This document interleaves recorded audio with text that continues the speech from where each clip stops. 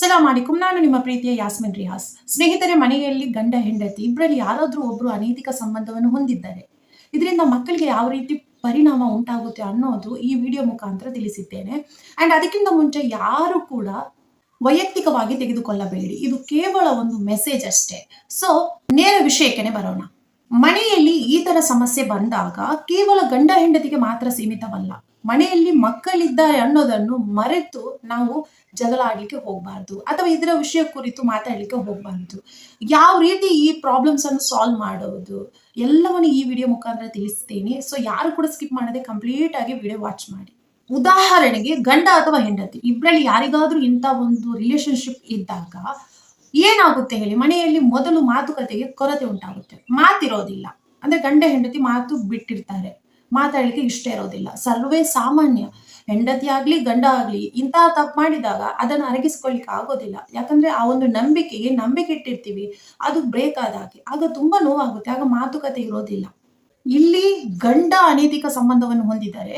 ಹೆಂಡತಿ ಮೊದಲು ಮಾಡುವ ಕೆಲಸ ಏನಂದ್ರೆ ಆತನೊಂದಿಗೆ ಮಾತು ಬಿಡುವುದು, ಮತ್ತೊಂದು ಬಂದು ಮನೆಯಲ್ಲಿ ಜಗಳ ಮಾಡೋದು, ಹಾಗೆ ಆಹಾರದ ಕೊರತೆ ಉಂಟಾಗೋದು. ಆಹಾರದ ಕೊರತೆ ಅಂದ್ರೆ ಇಲ್ಲಿ ಮಾಡ್ಲಿಕ್ಕೆ ಐಟಮ್ಸ್ ಇಲ್ಲ ಅಂತ ಅಲ್ಲ, ಆಕೆಗೆ ಮನಸ್ಸಿಲ್ಲ, ಬೇಯಿಸಿ ಹಾಕ್ಲಿಕ್ಕೆ ಮನಸ್ಸಿಲ್ಲ. ಯಾಕಂದ್ರೆ ಅಡುಗೆ ಮನೆಯ ಕೆಲಸ ಏನಿರುತ್ತೋ ಅದೆಲ್ಲವೂ ಹೆಂಡತಿಯ ಕೈಯಲ್ಲಿರೋದು, ಹೌದಾ? ಅದ್ರ ಒಂದು ಕಂಪ್ಲೀಟ್ ಜವಾಬ್ದಾರಿ ಅವಳದೇ ಆಗಿರುತ್ತೆ. ಯಾವಾಗ ತನ್ನ ಗಂಡ ನಂಗೆ ಮೋಸ ಮಾಡ್ತಿದ್ದಾನೆ ಅನ್ನೋ ಒಂದು ವಿಷಯ ಗೊತ್ತಾದಾಗ ಆಕೆಗೆ ಅದರ ಮೇಲೆ ಯಾವುದು ಆಸಕ್ತಿ ಇರೋದಿಲ್ಲ. ಆಕೆ ಕಂಪ್ಲೀಟ್ ಆಗಿ ತನ್ನ ಮಕ್ಕಳನ್ನು ಕೂಡ ಮರೆತು ಬಿಡುತ್ತಾಳೆ. ಮಕ್ಕಳಿಗೂ ಏನಾದ್ರೂ ಬೇಯಿಸಿ ಹಾಕುವ ಕೆಲಸ ಕೂಡ ಮರೆತು ಬಿಡುತ್ತಾಳೆ. ಯಾಕಂದ್ರೆ ಅವಳು ಡಿಪ್ರೆಷನ್ಗೆ ಹೋಗಿರ್ತಾಳೆ. ಸಾಧ್ಯ, ಇಂಥದ್ದಾಗೋದು ತುಂಬಾನೇ ಸಾಧ್ಯ. ಅದೇ ರೀತಿ ಹೆಂಡತಿ ಅನೈತಿಕ ಸಂಬಂಧ ಹೊಂದಿದ್ದಾರೆ. ಗಂಡಂದಿರು ಮಾಡುವ ಮೊದಲ ಕೆಲಸ ಏನಂದ್ರೆ ಹೆಂಡತಿಯನ್ನು ಓಡಿಸಿ ಬಿಡುದು. ಅಂದ್ರೆ ಓಡಿಸುದಂದ್ರೆ ಅವರ ತವರು ಮನೆಗೆ ಓಡಿಸಿ ಬಿಡುದು, ಬೇಡ ನೀನು ಅಂತ ಹೇಳಿ. ಅದು ಬಂದು ಇಡೀ ಊರಿಗೆ ಗೊತ್ತಾಗುವ ರೀತಿ ರಂಪ ರಾಮಟ್ಟ ಮಾಡಿ ಓಡಿಸಿ ಬಿಡ್ತಾರೆ, ಹೌದಾ? ನಾವು ಇಲ್ಲಿ ಮೊದಲು ಏನ್ ತಿಳ್ಕೊಳ್ಬೇಕಂತ ಹೇಳಿ, ನೀವು ಇದ್ರೆಲ್ಲ ಮಾಡ್ತಾ ಇರ್ತೀರಾ. ಮನೆಯ ಜಗಳ ಆಗಿರ್ಬೋದು, ಮಾತುಕತೆ ಇರೋದಿಲ್ಲ, ಈ ತರ ಆಹಾರದ ಕೊರತೆ ಆಗಿರ್ಬೋದು, ಇದೆಲ್ಲವೂ ಯಾರಿಗೆ ಪರಿಣಾಮ ಜಾಸ್ತಿ ಬೀರೋದು ಹೇಳಿ? ನಿಮ್ಮ ಮಕ್ಕಳಿಗೆ. ಮಕ್ಕಳಿದ್ದಾರೆ ಅನ್ನೋದನ್ನು ಮರೆತು ನೀವು ಆಡುವ ಆಟಕ್ಕೆ ಆ ಮಕ್ಳು ಏನ್ ಮಾಡ್ಬೇಕಲ್ಲ? ಆ ಮಕ್ಳಿಗೆ ಏನ್ ಗೊತ್ತಾಗುತ್ತೆ ಹೇಳಿ? ತಂದೆ ತಾಯಿ ಮಾತಾಡಲ್ಲ, ಯಾಕಂತ ಗೊತ್ತಿಲ್ಲ, ಆದ್ರೂ ದಿನಾ ಜಗಳ ಮಾಡ್ತಾರೆ. ಏನ್ ಮಾಡೋದು ಅಂತ ಅವರಿಗೂ ಗೊತ್ತಾಗಲ್ಲ. ಸಣ್ಣ ಮಕ್ಕಳು ಪಾಪ, ಅಷ್ಟೊಂದು ಗೊತ್ತಾಗುತ್ತೆ ಅವರಿಗೆ. ಏನ್ ವಿಷಯ ಅಂತ ಅವರಿಗೂ ಅರ್ಥ ಆಗಲ್ಲ ಪಾಪ. ಇಂಥ ಅನೈತಿಕ ಸಂಬಂಧ ಇದ್ರ ಬಗ್ಗೆ ಏನು ಗೊತ್ತಿರೋದಿಲ್ಲ ಆ ಮಕ್ಕಳಿಗೆ. ಆದ್ರೆ ಮಕ್ಕಳು ಈ ಜಗಳವನ್ನು ನೋಡಿ ನೋಡಿ ನೋಡಿ ಡಿಪ್ರೆಷನ್ಗೆ ಹೋಗ್ತಾರೆ ಮಕ್ಕಳು. ಹಾಗೆ ಮಕ್ಕಳು ಒಂಟಿತನವನ್ನು ಕಾಡ್ಲಿಕ್ಕೆ ಸ್ಟಾರ್ಟ್ ಆಗುತ್ತೆ. ಅದೇ ಒಂದು ತಾಯಿಯ ಮನೆಯಲ್ಲಿ ಇಲ್ಲ ಅಂತ ಹೇಳಿದಾಗ ಒಂದು ಅನ್ಕೊಳ್ಬೇಕು ಏನಂದ್ರೆ, ನಾವು ಇಲ್ಲಿ 80% ಟೈಮ್ ಒಂದು ದಿನದಲ್ಲಿ ಮಕ್ಕಳು ತಾಯಿಯಂದ್ರೊಟ್ಟಿಗೆ ಕಳೀತಾರೆ. ಅಂದ್ರೆ ಒಂದು 20% ಟೈಮ್ ಅಷ್ಟೇ ಒಂದು ಸ್ಕೂಲಲ್ಲಿ ಹೋಗೋದು. ತಂದೆ ಬಂದು ರಾತ್ರಿ ಸಂಜೆ ಆಗುವಾಗ ಬರೋದು, ಕೆಲವೊಮ್ಮೆ ತಂದೆಯವರು ರಾತ್ರಿಗೆ ಬರ್ತಾರೆ, ಹೌದಾ? ಸೊ ಅವರ ಒಂದು ಬಾಂಡಿಂಗ್, ತಂದೆ ಮಕ್ಕಳ ಬಾಂಡಿಂಗ್ ಸ್ವಲ್ಪ ದೂರನೇ. ಅಂದ್ರೆ ತುಂಬಾ ಹೊತ್ತು ಅಂದ್ರೆ ಇರೋದಿಲ್ಲ, ಹತ್ತಿರ ಇರೋದಿಲ್ಲ. ಜಾಸ್ತಿಯಾಗಿ ತಾಯಿ ಇರ್ತಾರೆ. ತಾಯಿಯೇ ಇಲ್ಲ ಮನೆಯಲ್ಲಿ ಅಂದ್ರೆ ಯಾವ ರೀತಿಯ ಮನಸ್ಸಿಗೆ ಬೇಜಾರಾಗ್ಬೋದು, ಏನಂತ ಅನ್ಕೊಳ್ಬೋದು. ಹೊರಗಡೆ ಹೋಗುವಾಗ ಎಲ್ಲರ ಮಕ್ಕಳ ತಾಯಿ ಇರ್ತಾರೆ. ನಮ್ಮಮ್ಮ ಇಲ್ಲ, ಯಾಕಿಲ್ಲ, ತಂದೆ ಯಾಕೆ ಓಡಿಸಿದ್ದಾರೆ ಅದು ಸಹ ಗೊತ್ತಿಲ್ಲ, ತಾಯಿ ಯಾಕೆ ಬಿಟ್ಟು ಹೋಗ್ಲು ಅಂತ ಗೊತ್ತಿಲ್ಲ. ಯೋಚಿಸಿ, ಮಕ್ಳು ಏನಾಗ್ತಾರೆ ಅಂದ್ರೆ ಡಿಪ್ರೆಷನ್ಗೆ ಹೋಗ್ತಾರೆ. ಹಾಗೆ ಮಕ್ಕಳ ಸ್ಟಡೀಸ್ಗೂ ಕೂಡ ಪ್ರಾಬ್ಲಮ್ ಆಗುತ್ತೆ. ಒಬ್ಬ ಹುಷಾರಿದ್ದ ಮಗು ಕಂಪ್ಲೀಟ್ ಆಗಿ ಡಿಪ್ರೆಷನ್ಗೆ ಹೋಗಿ ಆ ಮಗಿನ ಒಂದು ಓದುವಿಕೆಗೆ ತುಂಬಾನೇ ಒಂದು ಅಡ್ಡ ಪರಿಣಾಮ ಬೀಳುತ್ತೆ. ಇದೆಲ್ಲವನ್ನು ನಾವು ಯೋಚಿಸ್ಬೇಕು. ಸ್ನೇಹಿತರೆ, ಖಂಡಿತ ನಾನು ಒಪ್ತೀನಿ, ಒಬ್ಬರು ಅನೈತಿಕ ಸಂಬಂಧ ಹೊಂದಿದಾಗ ಮನೆಯಲ್ಲಿ ಯಾರಾದ್ರೂ ಒಬ್ರು ಖಂಡಿತ ತುಂಬಾನೇ ಹರ್ಟ್ ಆಗುತ್ತೆ. ಅದು ಆಗಲ್ಲ, ಯಾಕಂದ್ರೆ ನಮ್ಮ ನಂಬಿಕೆಯನ್ನು ಮುರಿದಿರ್ತಾರೆ, ಹೌದಾ? ಸೊ ಆದ್ರೆ ನಾವು ನಮ್ಮ ಮುಂದೆ ಇರುವ ಮಕ್ಕಳನ್ನು ಒಂದ್ಸಲ ಯೋಚಿಸ್ಬೇಕು ಅಲ್ವಾ? ಈಗ ನಿಮ್ಮ ಡಿಸಿಷನ್ ಎಷ್ಟು ಕರೆಕ್ಟಾಗಿ ನೀವು ತೆಗೆದುಕೊಳ್ಬೇಕಂತ ನಾನು ಹೇಳ್ತೇನೆ. ಮೊದಲು ಇಬ್ಬರಲ್ಲಿ ಯಾರಾದ್ರೂ ತಪ್ಪು ಮಾಡಿದ್ರೆ ಕೂತು ಮಾತಾಡಿ, ಇಬ್ರು ಕೂತ್ಕೊಳ್ಳಿ, ಮಾತಾಡಿ, ಓಪನ್ ಅಪ್ ಆಗಿ ಮಾತಾಡಿ. ಏನ್ ಪ್ರಾಬ್ಲಮ್ ಆಯ್ತು, ಎಲ್ಲಿ ತಪ್ಪು ಮಾಡಿದ್ರಿ, ಯಾಕೆ ಹೋದ್ರಿ ಅಂತ ಹೇಳಿ. ನಿಮ್ಮ ಸಂಗಾತಿಗೆ ನಿಮ್ಮ ತಪ್ಪನ್ನು ಹೇಳಿದ್ರೆ ಏನು ತೊಂದರೆ ಇಲ್ಲ. ಮಾತಿನಿಂದ ಎಲ್ಲ ಪ್ರಾಬ್ಲಮ್ ಸಾಲ್ವ್ ಆಗುತ್ತೆ. ಆಗಲ್ಲ ಅಂತ ಹೇಳಿ 80% ಪ್ರಾಬ್ಲಮ್ಸ್ ಮಾತಿನಿಂದ ಸಾಲ್ವ್ ಆಗ್ಬೋದು. ಆದ್ರೆ ಇವತ್ತು ಜನರು ಏನ್ ಮಾಡ್ತಾರೆ ಅಂತ ಹೇಳಿ, ಮಾತಿಗೆ ಬೆಲೆನೇ ಇರೋದಿಲ್ಲ, ಮಾತಾಡುದೇ ಇಲ್ಲ. ಇಮ್ಮಿಡಿಯೇಟ್ ಆಕ್ಷನ್ ರಿಯಾಕ್ಷನ್ ಎರಡು ಒಟ್ಟಿಗೆ ಮಾಡ್ತಾರೆ. ಸೊ ಇದೆಲ್ಲ ಮಾಡ್ಲಿಕ್ಕೆ ಹೋಗ್ಬೇಡಿ. ಫಸ್ಟ್ ಮಕ್ಳಿಗೆ ಯಾವ ರೀತಿ ಪರಿಣಾಮ ಬೀಳುತ್ತಿದ್ರಿಂದ ಅಂತ ಅನ್ಕೊಳ್ಳಿ. ನೀವು ಒಂದ್ಸಲ ಅದರಲ್ಲಿ ಎಲ್ಲ ಮುಗ್ಕೊಂಡು ಕುತ್ಕೊಳ್ಬಹುದು, ಆದ್ರೆ ಆ ಮಕ್ಳೇನ್ ಮಾಡಿದ್ದಾರೆ ಅಲ್ವಾ? ಸೊ ಅವ್ರಿಗೆ ಯಾವ ರೀತಿ ಪರಿಣಾಮ ಬೀಳ್ಬಾರ್ದು. ಮುಂದೊಂದಿನ ನಿಮ್ಮನ್ನೇ ನೋಡ್ತಾ ಕಲಿಯುವ ಆ ಮಕ್ಳಿಗೆ ಏನಾಗುತ್ತೆ ಹೇಳಿ? ತಂದೆ ತಾಯಿಯ ರೀತಿಯೇ ಅವರು ಕೂಡ ಆಡ್ಲಿಕ್ಕೆ ಸ್ಟಾರ್ಟ್ ಆಗ್ತಾರೆ ಮತ್ತೆ, ಅಲ್ವಾ? ಮತ್ತೆ ಅವರಿಗೊಂದು ಬಿರುದು ಕೂಡ ಸಿಗುತ್ತೆ. ತಂದೆ ಅಂತೆ ಮಗ, ತಾಯಿ ಅಂತ ಮಗಳು, ಈ ತರ ಎಲ್ಲ ಬಿರುದು. ಪಾಪ ಅವಳು ತಪ್ಪೇನಿದೆ ಹೇಳಿ? ನಿಮ್ಮನ್ನು ನೋಡಿ ಕಲ್ತಿರ್ತಾರೆ ಅವರು ಅಷ್ಟೇ. ಕಲಿಯುವ ಸ್ಟೇಜ್ ಅವರದ್ದು. ಸೊ ಮನೆಯ ವಾತಾವರಣ ಎಷ್ಟು ನಾವು ಆರಾಮದಾಯಕವಾಗಿ ಎಷ್ಟು ಒಂದು ಒಳ್ಳೆ ರೀತಿಯಲ್ಲಿ ಬೆಳವಣಿಗೆ ಅಂದರೆ ಬೆಳೆಸ್ಬೇಕಂದ್ರೆ ಆ, ನಮ್ಮ ಒಂದು ವಾತಾವರಣ ಮನೆಯಲ್ಲಿ ಏನು ಕ್ರಿಯೇಟ್ ಮಾಡಿ ಕೊಡ್ತೀವಿ ಹೇಳಿ ಮಕ್ಕಳಿಗೆ, ಅದೇ ರೀತಿ ಬೆಳೀತಾ ಹೋಗ್ತಾರೆ. ನೀವೇ ಫಸ್ಟ್ ಅಬ್ಸರ್ವ್ ಮಾಡಿ ಮನೆಯಲ್ಲಿ ಮಕ್ಕಳು ನೀವು ಹೇಳಿದಾಗೆ ಹೇಳ್ತಾರೆ ಅಂದ್ರೆ ನೀವು ಮಾಡಿದಾಗೆ ಮಾಡಲ್ಲ ಅಂತ ಯಾವ ಗ್ಯಾರಂಟಿ ಹೇಳಿ, ಅದೇ ರೀತಿ ಮಾಡ್ತಾರೆ. ಸೊ ನಿಮ್ಮಲ್ಲಿ ಏನಾದ್ರೂ ಪ್ರಾಬ್ಲಮ್ಸ್ ಇದ್ರೆ ಗಂಡ ಹೆಂಡತಿಯಲ್ಲಿ ಈ ತರ ಒಂದು ರಿಲೇಶನ್ಶಿಪ್ಗೆ ಗುದ್ದಾಡಬೇಡಿ. ಇದು ಆಕರ್ಷಣೆಗೆ ಒಳಗಾಗಿ ಮಾಡುವ ತಪ್ಪುಗಳು. ಇದ್ರಲ್ಲಿ ಇಬ್ರದ್ದು ತಪ್ಪಿರುತ್ತೆ. ಒಬ್ರು ಇನ್ನೊಬ್ರು ಹಿಂದೆ ಹೋದ್ರಂದ್ರೆ ಅವರ ಸಂಗಾತಿದ್ದೇ ತಪ್ಪಾಗಿರುತ್ತೆ.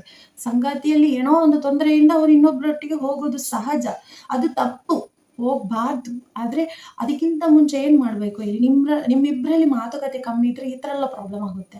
ಫಸ್ಟ್ ಆಫ್ ಆಲ್ ನೀವಿಬ್ರು ಮಾತಾಡಿ, ನಿಮ್ಮಿಬ್ರಲ್ಲಿ ಏನ್ ತಪ್ಪಿದ್ರು ಕೂಡ ಮಾತಾಡಿ ಕ್ಲಿಯರ್ ಮಾಡ್ಕೊಳ್ಳಿ, ಖಂಡಿತ ಕ್ಲಿಯರ್ ಆಗುತ್ತೆ. ಒಂದು ಅವಕಾಶ ಕೊಡ್ಬೋದಲ್ಲ, ಅವ್ರು ತಪ್ಪು ಮಾಡಿದ್ರ ಅಂತ ಒಂದೇ ಸಲ ಮನೆಯಿಂದ ಹೊರಗೆ ಹಾಕೋದು ತಪ್ಪಲ್ವಾ? ಈಗ ಒಂದು ಗಂಡ ಹೆಂಡತಿಯಲ್ಲಿ ಹೆಂಡತಿ ತಪ್ಪು ಮಾಡಿದ್ರಂತೂ ಹೇಳೋದೇ ಬೇಡ, ಸಡನ್ ಆಗಿ ಮನೆಯಿಂದ ಹೊರಗೆ ಹಾಕ್ತೀವಿ, ಡಿವೋರ್ಸ್ ಕೊಟ್ಬಿಡ್ತೀವಿ ಅಲ್ವಾ? ಮಗು ಎಲ್ಲೋ ಹೋಗುತ್ತೆ ಅಲ್ವಾ? ಸೊ ಗಂಡ ತಪ್ಪು ಮಾಡಿದ್ರೆ ಕೆಲವೊಂದು ಹೆಂಡತಿರು ಏನ್ ಮಾಡ್ತಾರೆ ಅಂದ್ರೆ ಗಂಡನನ್ನು ಸರಿ ಮಾಡ್ಲಿಕ್ಕೆ ಟ್ರೈ ಮಾಡ್ತಾರೆ, ತುಂಬಾನೇ ಟ್ರೈ ಮಾಡ್ತಾರೆ. ಆದ್ರೆ ಗಂಡಸಾದವನು ಯಾವತ್ತೂ ಟ್ರೈ ಮಾಡಲ್ಲ. 100% ಆಗಿ ಹೇಳ್ತೀನಿ, ಗಂಡಸಾದವನು ಟ್ರೈ ಮಾಡುದಿಲ್ಲ. ಅವನಿಗೆ ಏನು, ನನ್ನ ಹೆಂಡತಿ ನಂಗೆ ಮಾತ್ರ ಮೀಸಲಾತಿ ಅಂತ ಅಲ್ವಾ? ಆದ್ರೆ ಅವನ್ ಮಾಡೋ ತಪ್ಪು ಅವನಿಗೆ ಕಾಣಲ್ಲ. ಅವನು ಎಷ್ಟು ತಪ್ಪು ಮಾಡ್ಲಿ ಅದನ್ನ ಯಾರು ಕೇಳೋದಿಲ್ಲ, ಅದೊಂದು ತಪ್ಪಲ್ಲ. ಅವ್ನ್ ಗಂಡಸು ಅನ್ನೋ ಒಂದು ಬಿರುದಿರುತ್ತೆ ಅವನಿಗೆ, ಅವ್ನು ಏನ್ ಬೇಕಾದ್ರೂ ತಪ್ಪು ಮಾಡ್ಬೋದ ಅಂತ. ಆದ್ರೆ ಅವ್ನ ಹೆಂಡತಿ ಎಲ್ಲ ಸಹಿಸ್ಕೊಳ್ತಾಳೆ, ಯಾಕಂದ್ರೆ ನಾನು ಈಗ ಗಂಡನನ್ನು ಬಿಟ್ಟು ಮನೇಲಿ ಹೋಗಿ ಕೂತ್ರೆ ನನ್ನ ಮಕ್ಳಿಗೆ ಏನ್ ಮಾಡ್ಬೇಕಂತ. ಪಾಪ ಆಕೆ ಒಳ್ಳೆಯವಳು, ಆಕೆ ಆ ತಪ್ಪು ಮಾಡಲ್ಲ, ಈತ ಆ ತಪ್ಪು ಮಾಡ್ತಾನೆ. ಆದ್ರೆ ಇವನನ್ನು ಕೇಳುವವರಿಲ್ಲ, ಯಾಕಂದ್ರೆ ಇವನ್ ಗಂಡಸು. ಅದೇ ಹೆಣ್ಣು ತಪ್ಪು ಮಾಡಿದ್ರೆ ಇಮ್ಮಿಡಿಯೇಟ್ ಆಗಿ ಗೇಟ್ ಆಫ್ ಮಾಡ್ತಾರೆ ಅಲ್ವಾ, ಮನೆಯಿಂದ ಹೊರಗೆ ಹಾಕ್ಬಿಡ್ತಾರೆ. ಈಗ ಹೆಣ್ಣಿಗೂ ಗಂಡಿಗೂ ಈ ತರ ಪ್ರಾಬ್ಲಮ್ ಬಂದಾಗ ತುಂಬಾನೇ ಡಿಫ್ರೆನ್ಸ್ ಆಗಿ ಒಂದು ಆಕ್ಷನ್ ಅನ್ನು ತಗೊಳ್ತೀರಾ, ಹೌದಾ? ಬಟ್ ಏನ್ ಬೇಕಾದ್ರೂ ತಗೊಳ್ಳಿ ನೀವು ಆಕ್ಷನ್, ಮೊದಲು ನಿಮ್ಮ ಮಕ್ಕಳನ್ನು ನೋಡಿ, ಆ ಮಕ್ಕಳಿಗೆ ಒಳ್ಳೆಯ ಜೀವನ ಕೊಡ್ಲಿಕ್ಕೆ ಸಾಧ್ಯನಾ ಅಂತ ನೋಡಿ. ನಿಮ್ಮಿಬ್ರು ಏನಾದ್ರೂ ಪ್ರಾಬ್ಲಮ್ಸ್ ಇದ್ರೆ ಸಾಲ್ವ್ ಮಾಡ್ಕೊಳ್ಳಿ. ತಪ್ಪು ಮಾಡಿದವ್ರು ಯಾರು ಕೂಡ ಇಲ್ಲ ಇಲ್ಲಿ. ಏನ್ ತಪ್ಪಾದ್ರು, ಎಷ್ಟೇ ದೊಡ್ಡ ತಪ್ಪಾದ್ರೂ ಕೂಡ ಕ್ಷಮೆ ಕೊಡಿ. ಅಲ್ಲಾಹನೇ ಎಲ್ಲವನ್ನು ಕ್ಷಮಿಸ್ತಾನಂತೆ. ಒಂದು ಕಣ್ಣೀರಲ್ಲಿ ಪ್ರಾರ್ಥಿಸಿದಾಗ ಎಲ್ಲವನ್ನು ಕ್ಷಮಿಸುವವನ ಆತ ಇರುವಾಗ, ನಮ್ಮನ್ನು ಹುಟ್ಟಿಸುವ, ನಮ್ಮನ್ನು ಈ ಜಗತ್ತಿಗೆ ಹುಟ್ಟಿಸಿದ ಆತನ ಮುಂದೆ ನಾವು ಏನೂ ಇಲ್ಲ, complete we are zero. So we can forgive ಅಲ್ವಾ?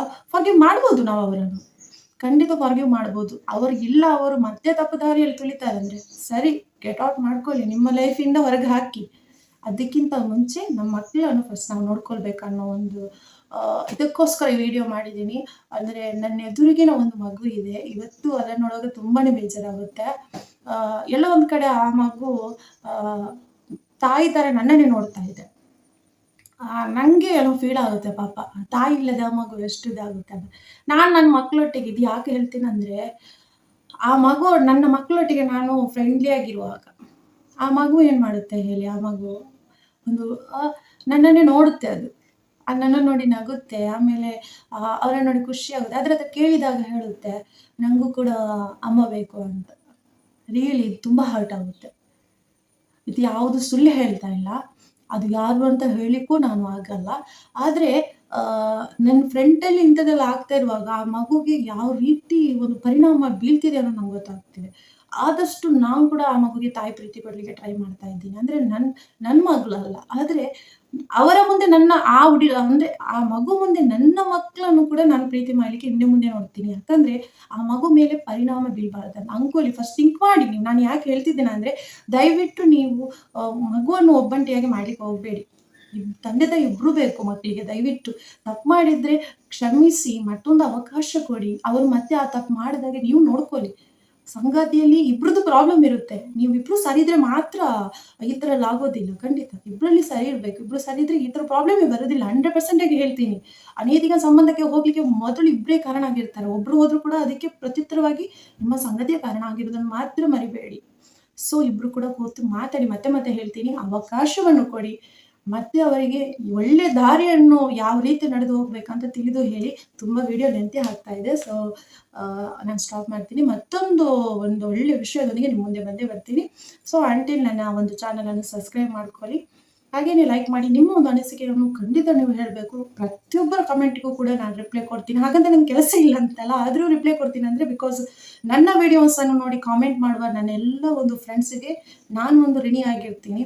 ಸೊ ನೀವು ಕೂಡ ನನ್ನ ಒಂದು ವಿಡಿಯೋಸಿಗೆ ಕಾಮೆಂಟ್ ಮಾಡಿ. ಓಕೆ, ಅಲ್ಲಾ ಹಾಫಿಸ್.